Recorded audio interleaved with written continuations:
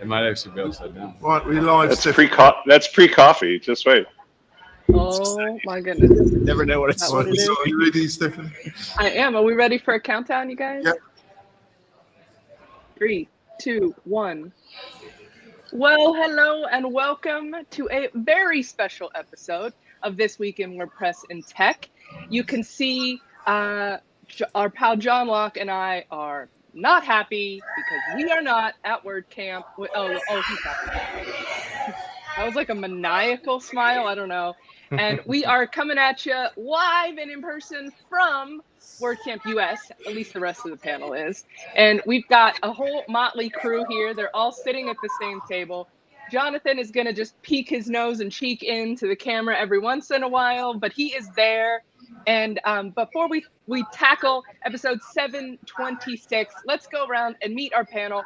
First of all, John Locke, how do you feel not being at WordCamp US right now in San Diego? Yeah, I'd love to be there with the crew, meet up with the posse, but I'm there in spirit.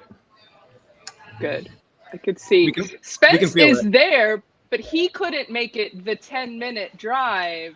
He just couldn't get out of bed. He couldn't get his bony ass down here, Stephanie. I just wanted to be known publicly that there are lots of evening festivities outside the work camp here in San Diego, and a lot of very cordial guests in the community. So I had a late evening. Poor souls have made it down here, Spencer, but you know they look a bit rough as well, but they've made it down here. So Spence, do you have? Did you want to do an intro? It's Spence from WP-Launchify.com. Great. Here at the beach house. Oh, with HBO in the back. And then we've got this crew sitting at the table. Where are you guys? You're at your hotel? We're in the lobby of the hotel, Stephanie. Nice. So why don't we hear from this crew that's sitting at the hotel there in San Diego? I don't know what hotel it is. Chris, would you like to Chris, go for it. Hey, it's Chris from Lifter LMS. Hi, Chris. So glad to see you. I did the wrong Our thing. pal Steven. Yeah, it's Steven from Hustlefish. Hustlefish. And of course, our fearless leader. And it's Jonathan Denwood from WP-Tonic. Back over to you, Stephanie. I am Stephanie Hudson. What? We got two other people at the table here. We got Kurt, you do? Yep, and Will at the table. Yeah, they're both from Lifter. They're just. You might hear them laugh. Actually, okay. So we have a live studio audience today. Yeah. No laugh track required. So now we are. Oh, I forgot to introduce myself. I'm Stephanie Hudson. I would have come to WordCamp US, but I would have had to get up too early.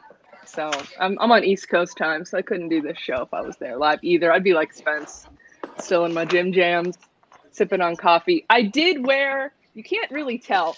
I wanted to fit in though, so I'm wearing my Nashville WordCamp US t-shirt from 2017, which I've apparently washed and shrunk. I'm sure that's why it's so snug. I'm sure that's the reason. Anyway, why don't we hear a few words from our sponsors, and we'll be right back in just a moment. And we're back.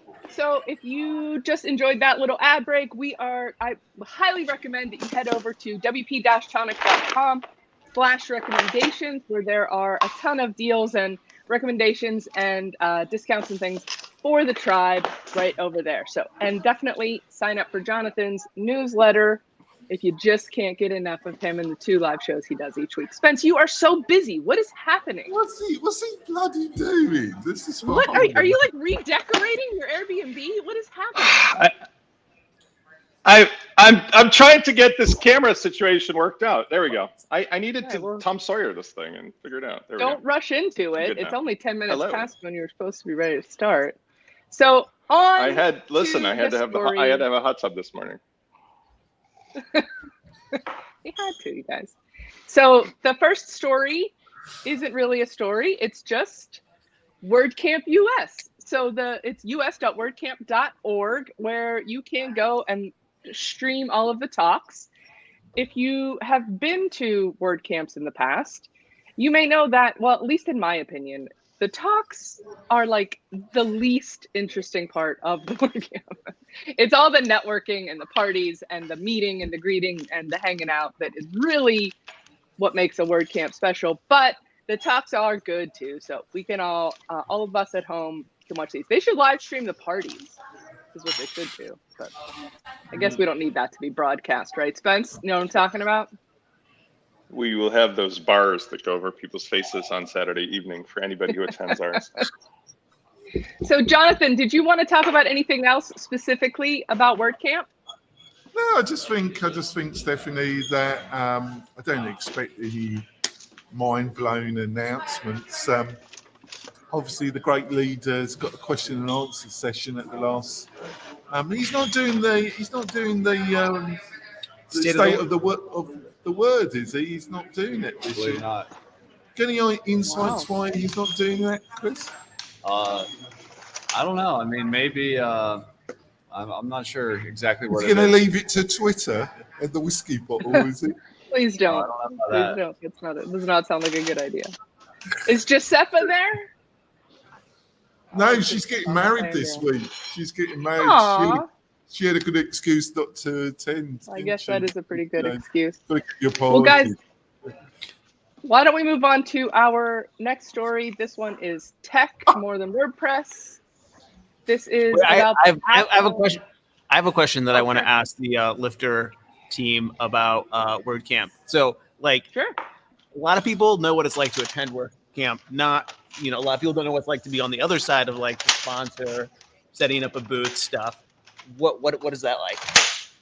I'll turn this over to these guys. What? It is so loud when you slide it. It's so loud. Just by the way, just pick it up and set it. Tell us about your first WordCamp. So this is actually my second WordCamp. I went to WordCamp Minneapolis 4 years ago, but Who are we hearing from?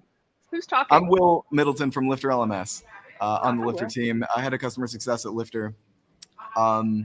But yeah, so this is my first WordCamp as a sponsor, showing up with Chris Thomas. They assembled the whole team, apart from a guy we have in India and Italy, and we're all here having a great time, meeting each other mostly for the first time, setting up our booth. And actually, Stephanie, we've got Bono with us as well. Yeah.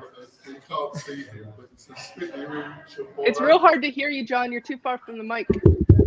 Yeah, we can just do a little flip around here. Yeah, we got Bono. We actually got Bono in the audience as well from YouTube. Nice. We got the lookalike actually. You got But the we dude can't- and Bono. Yeah. But we can't turn the camera or Jonathan will yell at you. So Yeah. this is the Well, one it's a angle very we delicate have. setup, Stephen. I know you're attempting to totally destroy Well- this setup. But there we go. I have a lot of questions. Okay. Will, customer success. You're here at WordCamp. Well, he's got the mic is pointing to Chris. Ask Chris. Well, this is a customer success question. There's a lot of people who use Lifter that's also here. Are you excited to meet them or nervous because that there's usually like that insulation of like an email or whatever? How's that feel? Yeah, so I'm totally excited to meet customers. I'm excited to meet all the people I work with online because that's my primary medium for working with people is via Zoom, via email. So meeting people in person, I absolutely love it. We met with a customer yesterday. Actually, took him to lunch, and meeting people. You never offered to take me out to lunch. But yeah, meeting customers in person, meeting people who use Lifter, meeting product partners in the industry, people I email with in person is just such a surreal experience to like fill in the usual aspects of meeting people that usually happen first in a relationship. And now it's sort of like a backwards thing, but it's really interesting and surreal to me to meet people that I've known for years, but I've never talked to in person. It is a weird thing, huh? Oh no. They just knocked their connection off. Welcome back, folks, to WordCamp 2022. Weird I'm camp is more Jonathan. like it. Hey, They set up. does that mean They set up the table right in the entrance where all the people are checking in. You could not have a more busy location to be talking. Somebody this is probably going tripped over the almost cord. as well This is going almost as well as the one in Porto. Do you remember that one? That was an absolute disaster. I remember being on the receiving end of that one. Here comes the the cascadable Procam. In any event, it is we narrowly avoided a hurricane this morning. Welcome back, folks. We have no audio from Jonathan Denwood. That's his laptop. Hey, so he's gonna. Hey, Spence and John, what do you say you guys and I talk about the Apple event? You wanna? Let's do it. Sure. Let's do it. While they work out their difficulties, because Jonathan, you have no audio. I just Go ahead, Spence. bought a 13 Plus. I told the story before because I was in my yard and sitting in the tub or something. My kid, who I just got him his first phone, saying, "Oh, Dad, your phone's so old. It's an 8." And I said, "It works fine. I'm going to keep it till forever." That very day, it bricked. And as I told you guys in another show, like I got the third. Hello. I hear you now. Yeah, we're good. All right, great. Thanks for that. So I think, Stephanie, we should go on to the next story before they break something. Listen, we're already moving and grooving without you, John. Catch up, buddy. You got to catch up. We're making things happen over here. Spence, keep going. Spence bought a 13 right before the 14 came out. The day that my youngest son jinxed the old reliable, I went and looked at the phones, but it was during COVID-ish time, so you couldn't really find a phone anywhere. So I had no choice but to spend some odd, I don't know, it was like $1,500 on a 13 Plus. And because they have serialized all of the displays and all the components, you can't get them fixed without going. You guys got to put your mute button on because now the background noise is just taking over the mic. Jonathan. Yeah, all right, just give me a second. Stephanie, press the mute button on his screen thing. Oh, that's true. I can on your controller. There he goes. All right, thanks. So long story short, I had to get the insurance and I had to get all the things so it could be officially taken care of by Apple. But I will say that as a phone for the $1,500, it actually fills the gap between like what I would normally do on a laptop, what I would normally do with a high resolution digital camera. Sometimes like now I'm on a vacation, I'm using it for a high definition webcam, even though I don't have a mount. It's better than my MacBook Pro's camera. So this Ford team, I think they started to get back to basics with what people are using stuff for instead of all the fluffy things. And they're getting rid of the little notch in the top and blah, blah, blah. So I think what I guess my conclusion is that if Apple can continue to innovate in a way that people remove other devices and make it more of a one fits all thing with all the right, connectors and components and software, it's worth the money. But it's just not the same thing as in the old days where you'd get a phone for $150 and it's a burner phone and throw it out the window. Yeah, I don't even know if you're like. I think you're fired from this topic because you're talking like this is about the new things and you're talking about the 13 that you bought 2 years ago. No, because my metaphor is I just got the 13 Plus. I just spent $1,500 and they've got another new phone. And they'll continue to spit them out. What I'm saying is the takeaway is that get your phone, spend the money, because I also have a 2016 MacBook Pro that is totally sufficient. But the reason I keep it is because it has all the connectors, whereas the new ones up until the latest didn't. So I'm saying Apple's business was going down the tube towards flash and colors, and they seem with the 14 to be going back to like, oh, let's give the connectors back and so forth. Yeah. So who are you guys Apple users here? Like iPhone users? Who uses an iPhone? For sure. Everybody? Yeah. Okay. Oh, so we all have an iPhone. I've got I think I have the 13. I have the 12 or the 13. Are you going to pre-order? You going to pre-order the 14? No. I'm an every other kind of guy. Yeah. Like 13, skip the 14, wait for the 15, and the 14 isn't that exciting. Like the Pro with the what do they call it? Dynamic Island, which is what the hell is that? The little pill. Okay. The top, the Pro, they like have taken out the notch and like moved it down, and so there's like a pill there, and they call it the Dynamic Island, which is this. It sounds like a reality dating show, doesn't it? Isn't there? It does a little bit. Well, Apple always has the craziest names ever. So Mhm. that's always a fun thing to see what they're going to call their stuff when it's just like some random feature. But it's actually, I think, a really beautiful way of using what some people would call a weakness in their design, right? You have a notch out of your screen or an island out of your screen, and they're putting UI around it now so that it becomes a button and it becomes functional.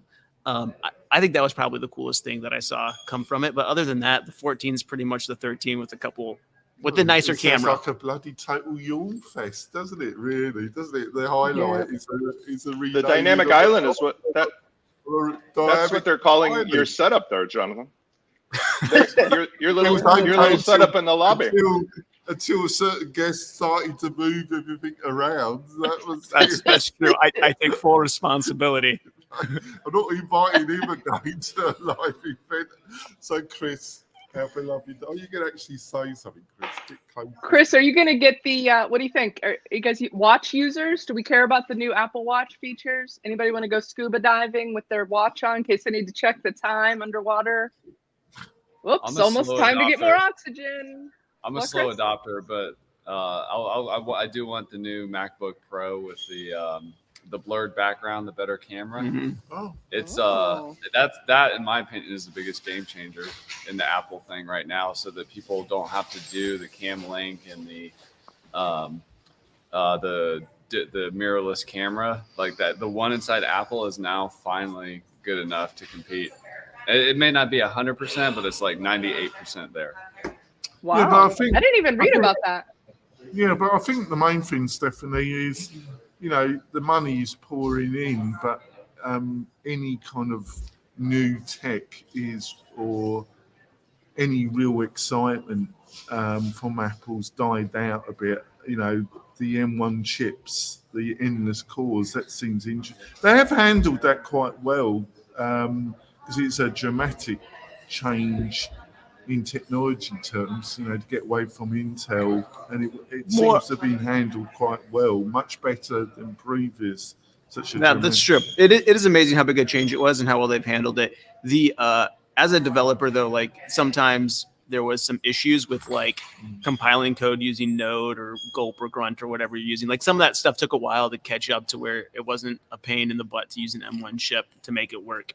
But It still is, but it could have been a lot worse. yes, couldn't it? yeah, it could have been. I mean, no, everything feels like it's normal now. It's just back to the good old days. There was just like 6 months to a year there where there was like random problems you would run into every once in a while. I've got to pronounce it. Rosetta. Oh, yeah. Yeah. That has seemed to have worked quite well. And Surprisingly. enabled them to not have a debacle like other previous where you change core technology like that. It seemed to work. But when it comes to this announcement, but I think the reality is that I was reading the article, over 50% of their profits come from the iPhone. So in profit terms, it's a rather important announcement, but in technology, it was a bit of a yawn fest, I would say. But what are you going to do with a phone, really? Well, and is it necessary to have 4 versions of the 14? Like you've got the 14, the 14 Pro, the 14 Plus, and the 14 Pro Max. Like that to me just seems silly. That seems like just more work and cost.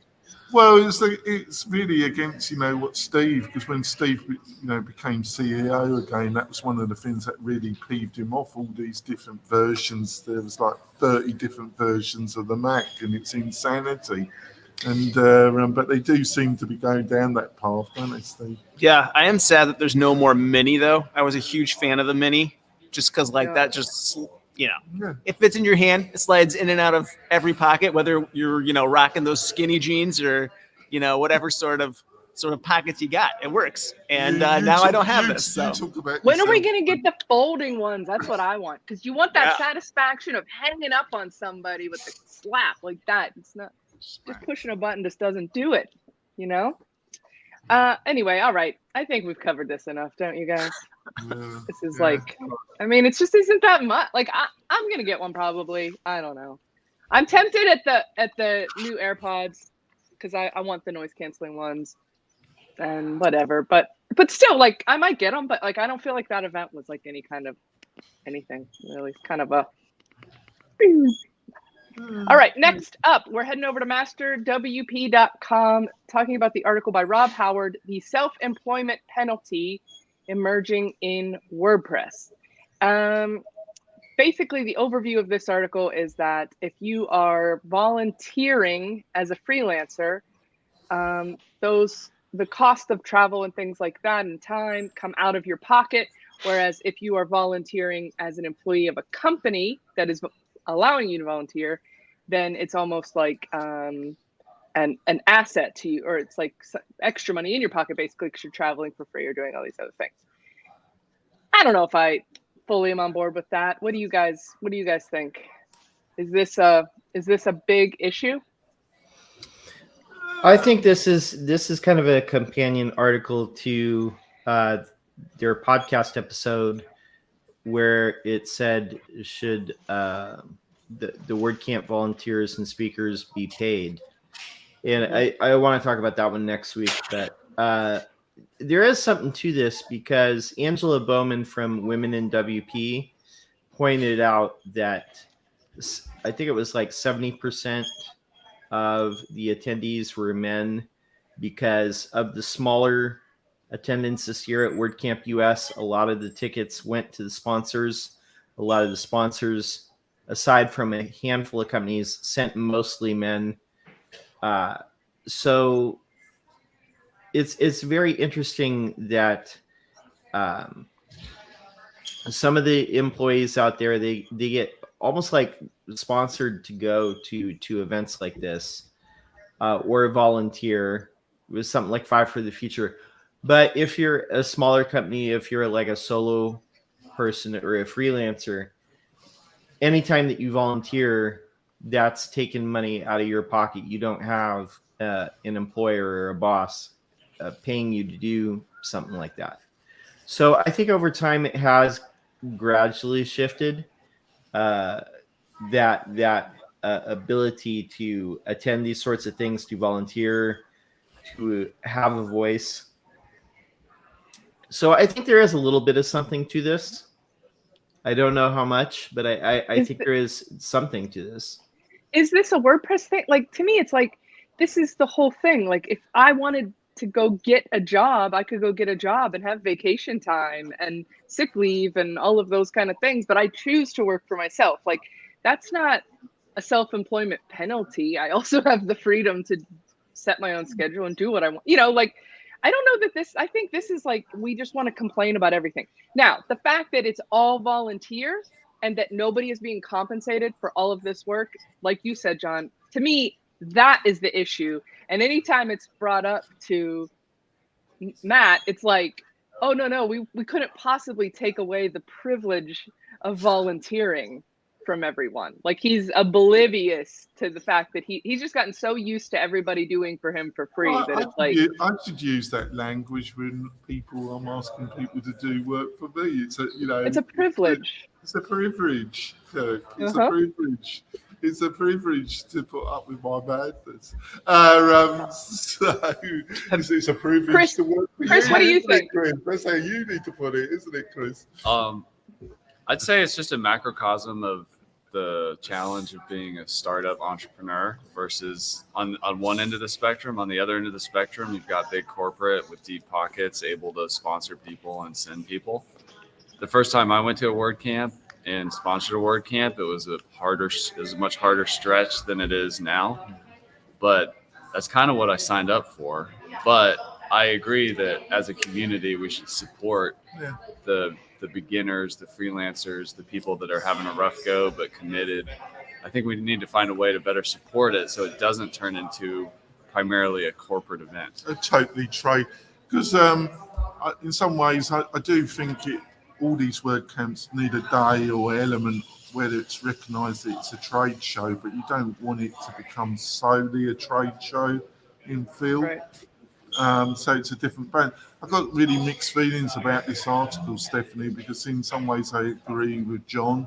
It had some element, but when I initially read it, I thought it'd gone off the deep end really a bit, because it is like $40 a ticket. I know you've got to pay your flight and accommodation, but it's not outrageous to come to this event. I think it's more the ticket, but then I personally wouldn't have limited. I would have found a much bigger venue, because it does seem slightly illogical when Porto European WordCamp had over almost 3,000 people, 2,500 tickets, and you've limited the US one to about under 700. It just seems a little bit skew with, but that's just my view. Yeah, there's so many levels to this, but this article kind of was all over the place too. Like, are you talking about a self-employment penalty? Are you talking about like women and minorities having an outreach? Like, I don't know. I don't know what one has to do with the other. I'm a woman. I've been to plenty of WordCamps as a solopreneur. Like, I just don't get it. I don't get the problem. And hey, let me show up anywhere where it's 2 to 1 men to women. I'm a happy camper. So I don't really get any of this stuff. Like, okay, whatever. Spence, you want to chime in? The one thing I can say on this topic, having come here, and I'm a safe guy as anybody with triple vax and masks and all the rest, and it was an egregious underestimation or egregious mistake to limit the ticket sales to 650. They should have just sold as many tickets as they could have sold, because I don't understand any reason why an event for 43% of the internet is limited to 650 people attending. I think maybe that was Rob's main point, was that it's sort of like there were companies, like waiting there to pounce on all the tickets. The other thing is, if you look at the attendee list, I'd say 25% is automaticians. So what, like 175 or so, maybe a little more or less of the people are automaticians. So there's like 400 people outside of Automatic coming to the first time in 3 years WordCamp in a place where, I'm not minimizing COVID, but like, it's not a COVID issue. It's something else. I just don't understand it. And you guys, I was at that hotel where they're standing yesterday. It's a gigantic campus, and I'm here in beautiful San Diego. There's unlimited places for everybody to stay and be and do, and fresh air, and there's no reason it should have been 650. It should have been come one, come all. What do you think, Chris? I mean, I don't know the logistics behind how it was set up and the limitations or whatever. I did hear they had a hard time from some of the organizers finding a venue. So, and I don't know, I haven't looked into it, but apparently there's supply chain issues with conference events as well. So at least, so I'm hearing some of that just in conversation around the crowd, but. Yeah. And just because COVID is sort of a non-issue this week, that venue was probably secured a year ago or 9 months ago. So, that is. Well, here's one, sorry to interrupt you. One thing that could have been maybe considered, or maybe should be for future, is, listen, I came there to stand next to people I've only seen virtually. Now I got to meet Chris and Will in person, but I saw Jonathan and I wrestled him to the ground yesterday, and Steven, I will see today or whatever. But there's a lot of people like myself who I think would just come regardless of whether they go inside of the ballroom for the events. And that would have been a perfectly acceptable way to handle it. Like, just come here and you got a mingle ticket, or you got to go inside the venue ticket. But it just seems odd to say, sorry, all the companies took all the tickets and a quarter of them are automaticians, so nobody else can come and, involve themselves as a freelancer. I think that's his point. A little person who wasn't on the internet at that time just didn't get a chance even. All right. Any final thoughts on that, Jonathan? Let's move on to our next story. Actually, let's take a quick break. What's the matter?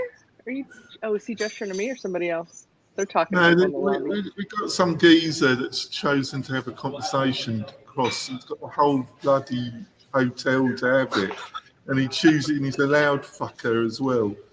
That's because you're sitting on the dynamic island of the hotel lobby.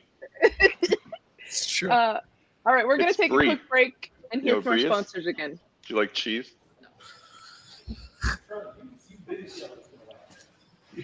We've All right, been to Seattle before, mate. Yeah, fuck you, mate. All right. All right. Hey, we're trying to take a commercial break, Jonathan. Do I have to mute all of you guys? Okay, and we're back. Oh my goodness. You guys don't miss the Membership Success Summit coming up in just a couple weeks. You can go to membership site successsummit.com. Rolls off the tongue. Is it head true over they have there. Pat Flynn for a keynote? It is true. Can you believe it? I can. I believe the date on the website is wrong. So we'll just maybe get that looked at. Is that maybe I'm on the wrong? Maybe I'm on the. Maybe I just gave the wrong URL, Jonathan. Yeah, you probably have. It's the 29th for the 30th of September. Membership Success Summit. Can we Okay. can we go forward? Yeah, we can go forward, but this is okay. The membershipsuccesssummit.com is the correct URL. The the valet guy is waving to Jonathan that his Lamborghini is double parked in front of the hotel, and they're gonna move him if he doesn't finish. Get your free ticket to the Membership Success Summit, and you can come hang out with me and Andrew Palmer, who will be emceeing the events. Should be a good time. Okay, back to our stories. Let's talk about YouTube. We're going to go over to theatlantic.com in their technology section, an article by Mark Bergen. Just a few people crowned some of YouTube's earliest hits. This was like pre-algo, like no algorithms. There were actual human beings that were populating the of YouTube and deciding what was going to be fed to people. That was pretty shocking. And you could email them. Who knew? You could email them and ask them, hey, put my video on the front of YouTube. I wish I would have known that. That's how Justin Bieber got famous. His mom just kept spamming them with his videos. I did not know that. Yeah, you need Beaver's mother to be a success. Charlie bit my finger. That's it. Someone emailed that in, probably. I think Charlie made it all on his own. He didn't need anybody repping him. Charlie got a deal. Charlie was awesome. At that time that this happened, I was playing around with that Ning network, and it was before Facebook kicked in, and I was making these flying videos, and it was very costly with the computers and everything just to make a postage stamp size video, right? Just to process it. I had Pinnacle Pro and like, I don't know, XP something. It was just like a real rudimentary setup, and you ground it away for an hour to make a 5-minute video, and then you had nowhere to put it. But what I remember was so amazing about YouTube, I literally remember the first couple screens. It was like, they're going to let me put this up for free, and they're going to host it for free. But there was so little stuff. It really, I do remember feeling like, oh, I wonder if this is going to be around for very long because it's so janky. You know what I mean? And then boom, the rest is history. You know? Yeah, but I think it covered some. It's a bit of a long-winded article, Stephanie, but yeah, I started scanning toward the bottom. Yeah, I did. But you know, it has become the kind of unofficial university of the world.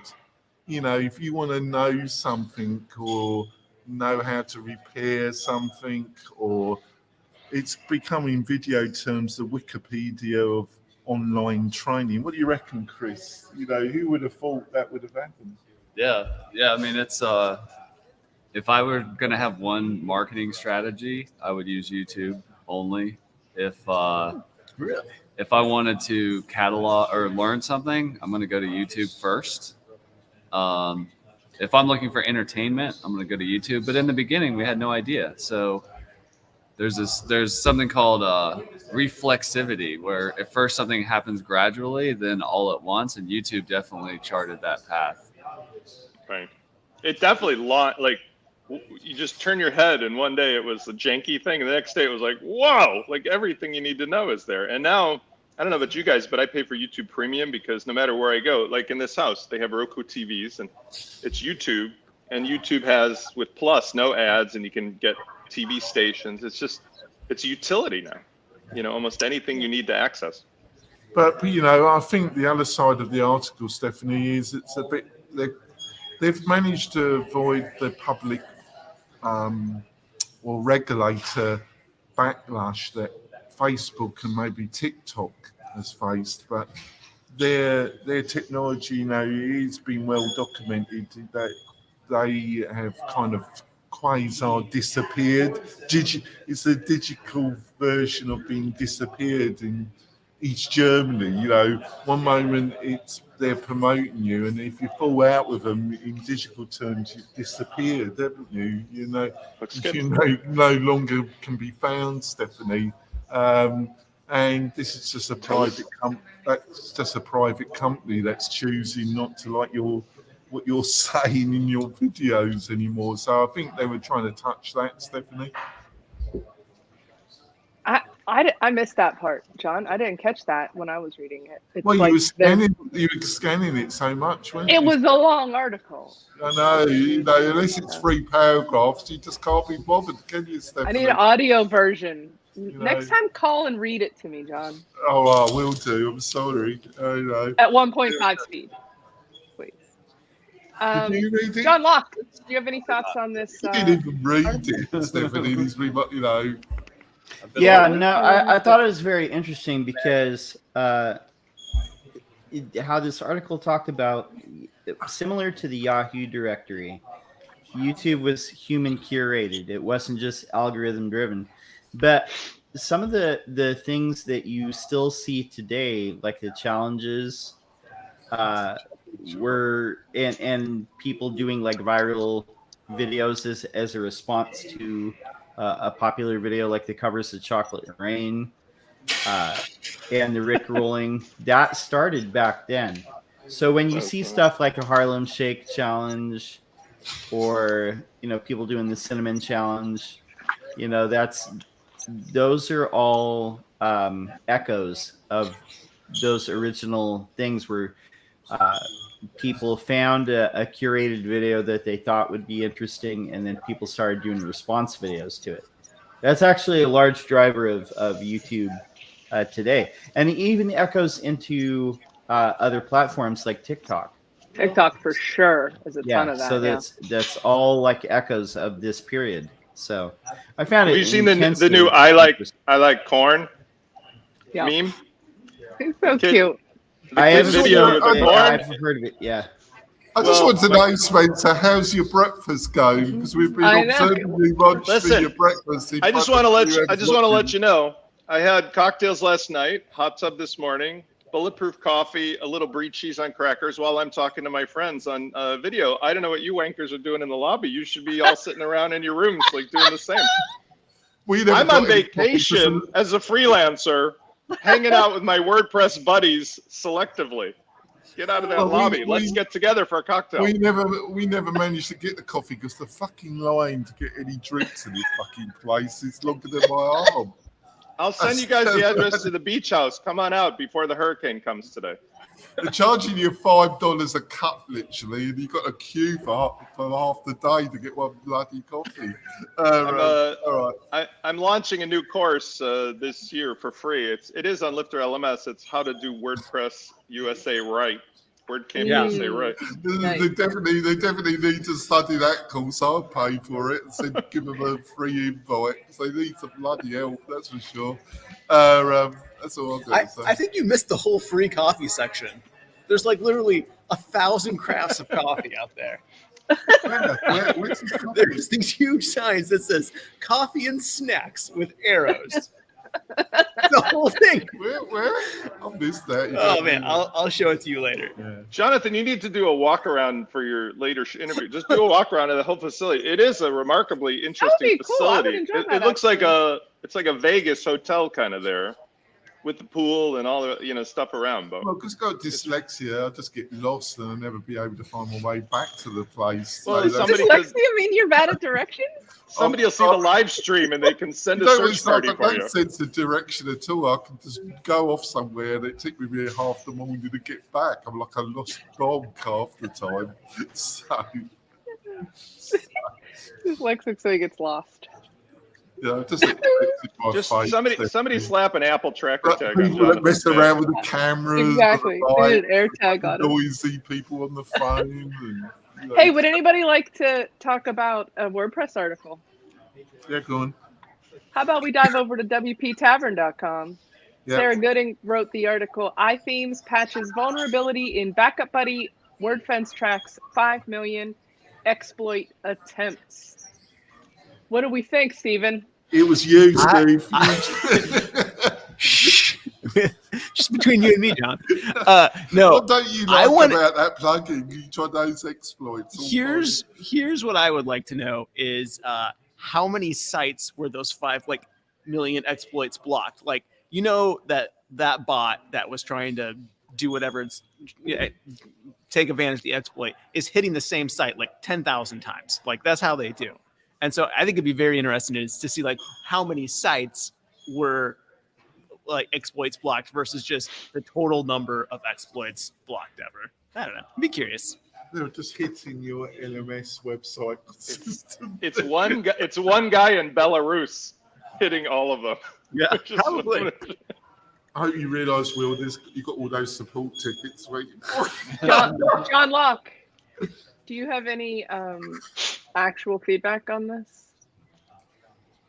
On the iThemes, it's Backup Buddy. I don't think is as relevant as it once was. There was definitely a time where that was the preferred solution for backups.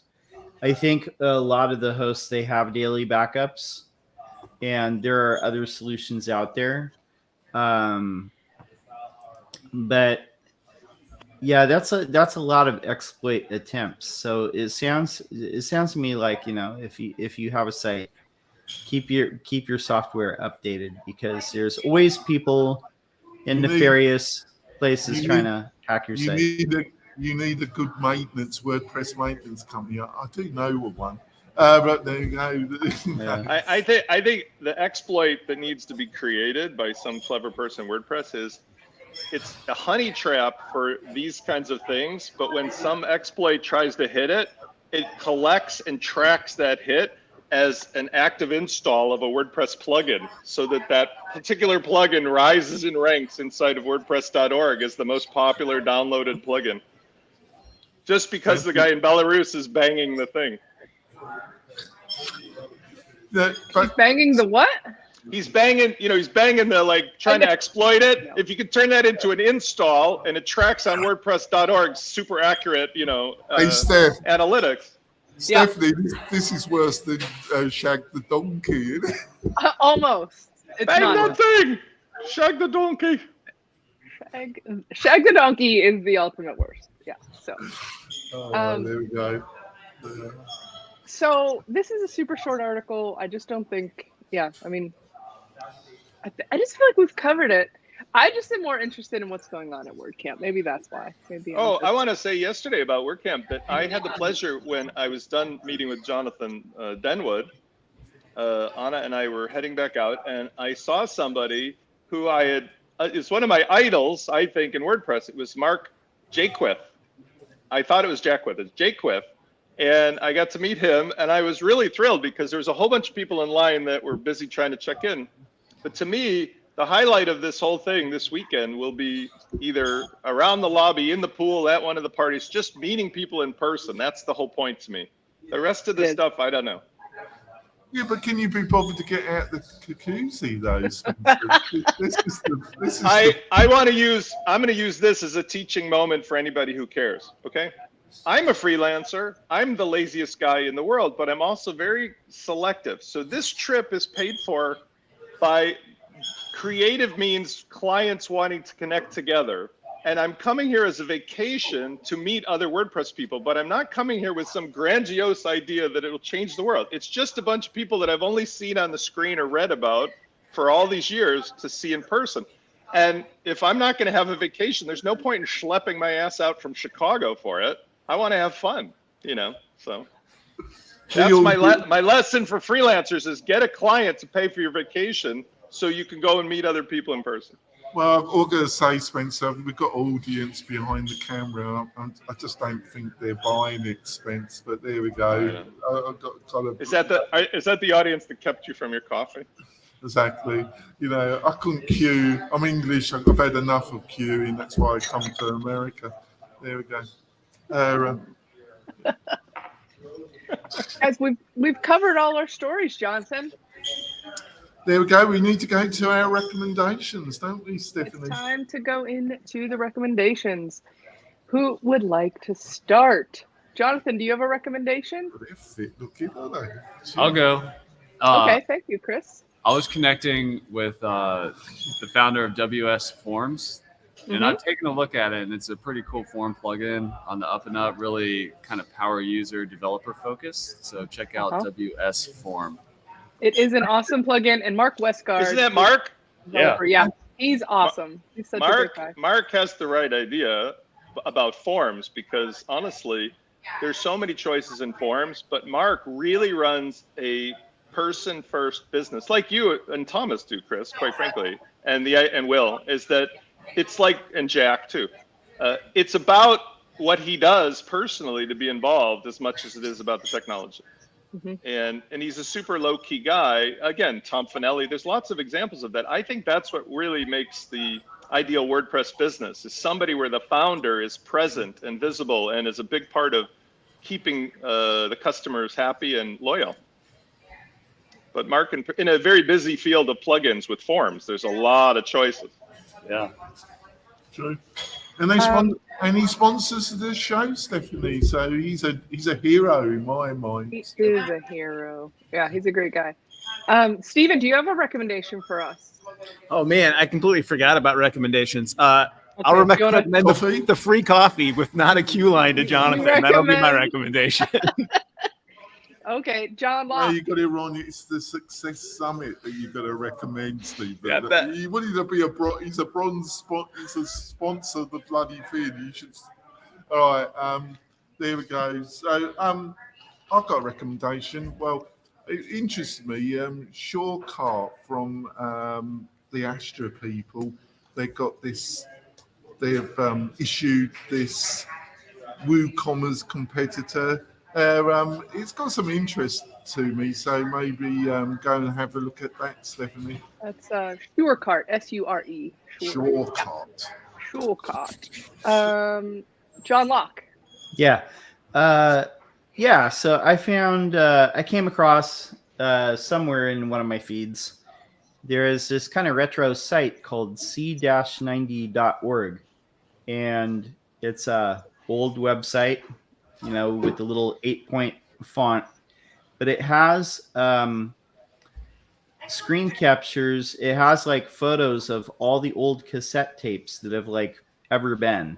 So if you're one of those Gen X people like myself and Spence, and probably Stephanie too, that like I'm a Gen Xer. Made mixtapes or tape stuff off the radio, you could look back at all these and kind of get a dose of nostalgia. And if you're a younger person, what was a cassette deck? I don't know. Yeah. But if you're a younger person, you can look back and say, you know, wow, like this is what my parents or my uncle or my aunt like used to tape on. Is it the number 90 or is it spelled 90? It's the number 90, just c-90.org.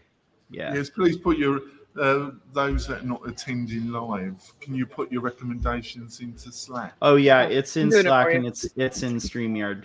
Yeah. Those that are just staying 5 minutes from the hotel that can join us live, if they could do that as well. A cassette tape, it's like a Victrola, Jonathan. A Victrola.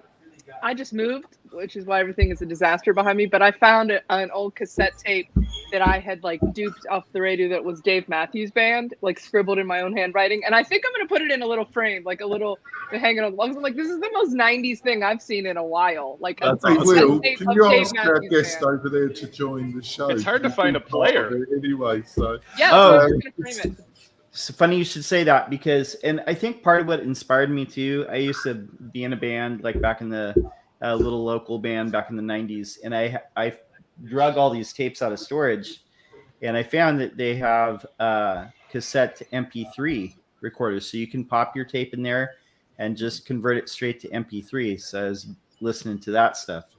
So I think that's where I found this. Yeah. Nice. Spence, do you have a rec? I have 2 recs. One is speaking. I think I mentioned this to Jonathan yesterday, but like speaking of like where WooCommerce is going with one-click solutions, there's an alternative way to handle one-click solutions that kind of bypasses all of the fuss of companies like Fast and Rally and all the ones that are trying to reinvent the idea that somebody, their past history of buying stuff is available to use. And it's a browser extension called OnSleek, ONSLEEK.com. It's a third-party company browser extension. On Fleek? Like on SLEEK. I know. Yeah, like on Fleek, but with an S. And the basic idea is if you go to any website, it essentially takes your credentials and makes sure that the right credentials show up. Kind of a little like LastPass or something else might do, but for any checkout form. And I thought it was an interesting thing because it's an 80-20, maybe 90-10 way. It just solves the problem of like, how do you make it possible for me to check out quickly with the right credit card? Ta-da. I mean, it happens on most browsers anyway. The second one is Enterprise Rental Car, brought to you by WP Launchify. Because this trip I decided to use Enterprise, and they have a thing that's called like a fast pass or something that you fill out in advance. So instead of doing the thing where you come from the airport, take the shuttle bus, go and wait behind every single person on your airplane, I was able to, for no cost, bypass the line after the shuttle. And then when I stood there, the guy who's like the valet for this free service was so nice and so lazy. He's like, oh, you got a Chevy Impala. I got to go to the other garage for that. Would you like this brand new Mustang convertible instead? And I'm like, same cost? He's like, yeah, sure. Brand new Mustang convertible, no waiting. Enterprise Rental Car just won me over as a customer. It was ridiculous. They knew Spencer was coming, did they? There you go. Just worth the try. Yeah, I have one. I'll do mine, I guess. I am. Can you guys still hear me?